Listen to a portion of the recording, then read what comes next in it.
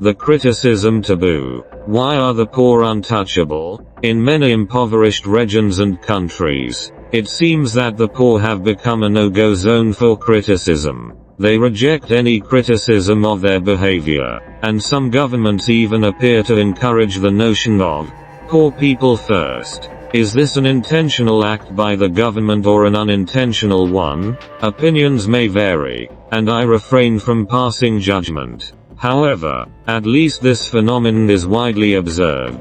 In reality, it appears that the poor are never allowed to be criticized. More accurately, not permitted to be criticized. This phenomenon prompts reflection on why the world is so tragic. What is tragic about it? The tragedy lies in many phenomena not receiving the justice they deserve, in the loss of morality, and in the distortion of human nature. We should contemplate this phenomenon, questioning why the voices of criticism are so muted in the process of poverty alleviation. Does poverty alleviation mean tolerating erroneous behavior? When the poor are no longer seen as a group open to criticism, we overlook true care for them. Only by facing problems head-on can we truly find solutions. This is our shared responsibility.